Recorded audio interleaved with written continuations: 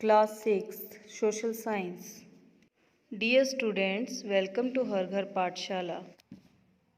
सुप्रभात प्यारे बच्चों, कैसे हो आप सब। उम्मीद करती हूँ आप सब कुशलतापूर्वक होंगे। कल के वीडियो में हमने अध्याय 7 का भाग 1 किया था। आज हम अपने इसी अध्याय 7 का भाग 2 करने जा रहे हैं, जो कि आपकी पुस्तक के पेज नंबर 71 के ऊपर है। तो प्यारे बच्चों, आज के इस वीडियो के भाग में हम 5 उपविषय करेंगे, जिसमें पहला उपविषय रहेगा हमारा अशोक एक अनोखा सम्राट। दूसरा विषय है हमारा कलिंग युद्ध का वर्णन करता हुआ अशोक का अभिलेख। तीसरा विषय रहेगा हमारा अशोक का कलिंग युद्ध। चौथा उपविषय रहेगा अशोक का धम्म क्या था। और 5वां उपविषय रहेगा हमारा अपनी प्रजा के लिए अशोक के संदेश। तो बच्चों, इस वीडियो के भाग के द्वारा हम इन 5 उपविषयों के ऊपर चर्चा करेंगे। तो आइए शुरू करते हैं हमारा पहला उपविषय अशोक एक अनोखा सम्राट। प्यारे बच्चों, जैसा हमने पिछले भाग में देखा कि जो मौर्य वंश था उसके सबसे जो प्रसिद्ध शासक थे वो कौन थे? अशोक महान थे। देखो, जो अशोका महान थे उनके दादाजी थे चंद्रगुप्त मौर्य। चंद्रगुप्त मौर्य जो थे उनका बेटा था बिंदुसार, और बिंदुसार का बेटा था आगे अशोक महान।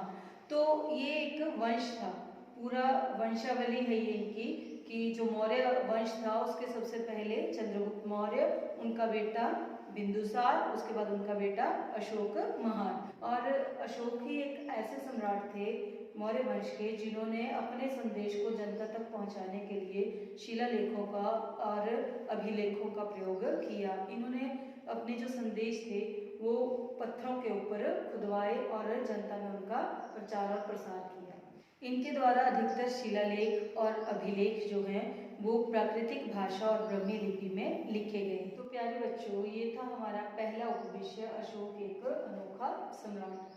अब हम अपना दूसरा उपविषय कलिंग युद्ध का वर्णन करता हुआ अशोक का अभिलेख करेंगे। प्यारे बच्चों, जैसा हमने जाना कि अशोक जो थे एक महान सम्राट थे, उन्होंने बहुत सारे युद्ध किए और अपने साम्राज्य का विस्तार किया। ऐसा ही एक युद्ध किया उन्होंने, कलिंग का युद्ध। उसमें भी उन्होंने विजय प्राप्त की और उसमें लगभग 1.5 लाख लोगों को उन्होंने बंदी बनाया और लगभग 1 लाख के करीब लोग जो थे वो उस युद्ध में मारे गए। इतना जो रक्तपात हुआ इस युद्ध में, इतने ज़्यादा लोग मरे और इतने ज़्यादा लोगों ने अपने लोगों को खोया, उस चीज़ को देखकर कहीं ना कहीं पर अशोक के मन में ये बात आ गई कि इस इतने ज़्यादा रक्तपात से लोगों को मार कर अगर हम किसी साम्राज्य के ऊपर राज्य कर रहे हैं तो इसका क्या फ़ायदा है। तो उस कलिंग के युद्ध के बाद उन्होंने क्या किया? युद्ध का त्याग कर दिया और दोबारा भविष्य में कभी भी वो युद्ध नहीं करेंगे, ऐसा उन्होंने प्रण लिया। इस सारी बात का उल्लेख जो है वो एक अभिलेख के द्वारा मिलता है। और उसके बाद क्या हुआ? उस कलिंग के युद्ध के बाद उन्होंने धम्म का प्रचार, धम्म मतलब धर्म का प्रचार करने का प्रण लिया। और उन्होंने क्या किया? बहुत बड़े बड़े शिलालेख और अभिलेख खुदवाए पत्थरों के ऊपर और लोगों के बीच में धर्म का प्रचार और प्रसार किया।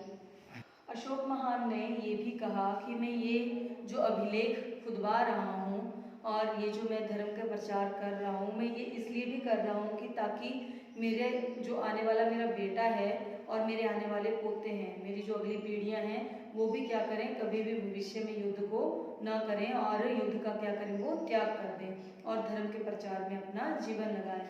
अशोक का ये मानना था कि युद्ध के द्वारा किसी के दिल को जीतने से धर्म के द्वारा या धर्म के प्रचार के द्वारा किसी का दिल जीतना जो है वो अधिक सरल है। तो प्यारे बच्चों, ये था हमारा दूसरा उपविषय। अब हम अपना तीसरा उपविषय अशोक का कलिंग युद्ध, इसी के बारे में हमने पिछले उपविषय में भी जाना। अब ये जो कलिंग था ये क्या था?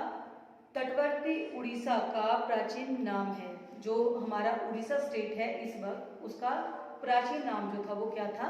कलिंग था। यहाँ पे ही उन्होंने ये युद्ध किया था, उड़ीसा को उन्होंने क्या किया था? जीतकर अपने अधीन किया था। और उस युद्ध में जो रक्तपात हुआ, खून खराबा हुआ और लाखों लोग मारे गए, उस चीज़ ने उनके मन पर इतना गहरा प्रभाव डाल दिया कि उन्होंने भविष्य में कभी भी युद्ध ना करने का निर्णय लिया, और उसी को हम क्या कहते हैं, अशोक का कलिंग का युद्ध कहते हैं। प्यारे बच्चों, हमारा अगला उपविषय है अशोक का धम्म क्या था। ये हम शुरू से ही जब हमने पहला उपविषय किया था वहाँ से ही हम बोल रहे हैं अशोक ने धम्म का प्रचार किया, धम्म का प्रचार किया। ये धम्म जो था ये किसी मूर्ति की पूजा करना या किसी देवी देवता की पूजा करना नहीं था, ये था धर्म का प्रचार करना, अच्छे विचारों की, अच्छे व्यवहार की शिक्षा देना अपने बच्चों को और समाज को।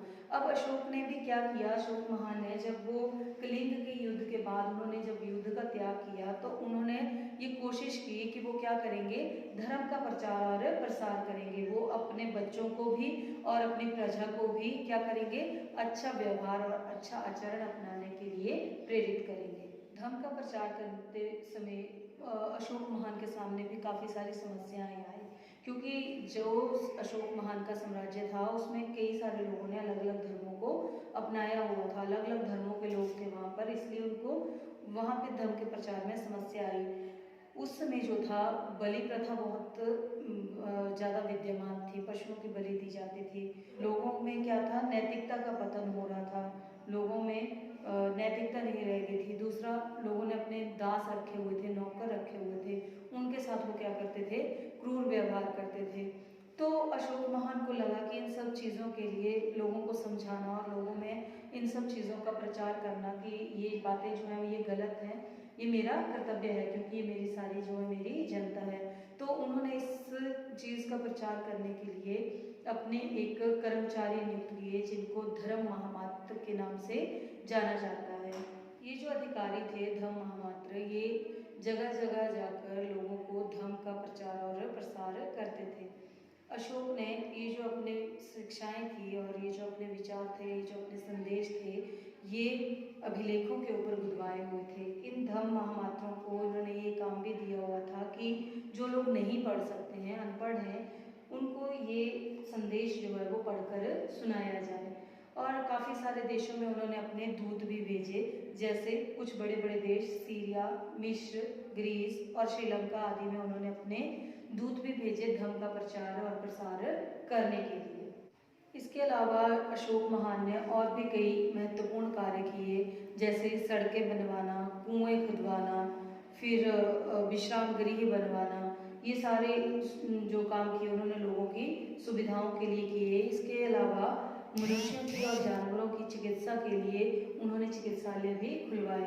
तो ये लोगों के भलाई के कार्य उन्होंने इसलिए किए ताकि लोग भी क्या करें, इस बात से प्रेरणा लेकर अपने जीवन में सुधार कर सकें। तो बच्चों, ये था हमारा अशोका का धम्म क्या था, मतलब उन्होंने धर्म का प्रचार और प्रसार किया, अच्छी बातों का प्रचार और प्रसार जो था वही अशोक का धम्म था। प्यारे बच्चों, अब हम अपना अगला उपविषय अपनी प्रजा के लिए अशोक के संदेश, इसके बारे में जानेंगे। जैसे हमने जान लिया कि अशोक ने कलिंग युद्ध किया और कलिंग विजय करने के बाद उन्होंने युद्ध का त्याग कर दिया। दूसरा, फिर हमने जाना उन्होंने धर्म का प्रचार और प्रसार किया, और उसी से संबंधित है ये अपनी प्रजा के लिए अशोक के संदेश। अब जो धर्म का प्रचार और प्रसार था, इसी में ही उन्होंने क्या किया, जो अभिलेख खुदवाए उसमें अपनी जनता के लिए उन्होंने संदेश दिया। वो क्या संदेश था, लोग क्या करते हैं, हमारे भी आसपास हमने देखा होगा, शादी पर, फिर जन्म के समय, मृत्यु के समय, जितने भी धार्मिक कर्मकांड अनुष्ठान किए जाते हैं, इसमें हम बहुत सारे लोगों को क्या करते हैं, खाना भी खिलाते हैं, और कुछ ऐसे अनुष्ठान भी किए जाते हैं जिसमें किसी पशु की बलि दी जाती है। तो अशोक ने ये प्रचार किया कि ये जो धार्मिक कर्म कांड हैं, ये जो हम क्या है, गलत हैं, इनको ना करके हम क्या करें, कुछ अच्छे विचार रखें अपने मन में, हमारे जो नौकर हैं उनके साथ, नौकर हैं, दास हैं, उनके साथ अच्छा व्यवहार करें, किसी निर्जीव पशु की बलि जो है वो ना दी जाए। मूर्ति पूजा का उन्होंने विरोध किया। साथ ही उन्होंने दूसरों की निंदा ना करना, अपने से बड़े लोगों का सम्मान करना तथा ब्राह्मणों को और श्रमणों को दान देना आदि के ऊपर अधिक बल दिया। साथ ही अशोक महान ने दूसरों के धर्म की निंदा करने की भी मनाही की। उन्होंने कहा, अपने धर्म की प्रशंसा करना और दूसरे धर्म की बुराई करना, ये बात भी क्या है, बिल्कुल गलत है। जिस तरह से हम अपने धर्म का सम्मान करते हैं, उसी तरह हमें दूसरों के धर्म का भी सम्मान करना चाहिए। तो ये था अशोक का अपनी प्रजा के नाम पर संदेश। तो प्यारे बच्चों, आज की वीडियो के इस भाग 2 में हमने इन 5 उपविषयों के ऊपर चर्चा की। उम्मीद है कि मैं इसको आप तक सही रूप से पहुंचाने में सफल हो पाई होंगी। धन्यवाद। प्यारे बच्चों, घर पर रहें, सुरक्षित रहें। Thank you.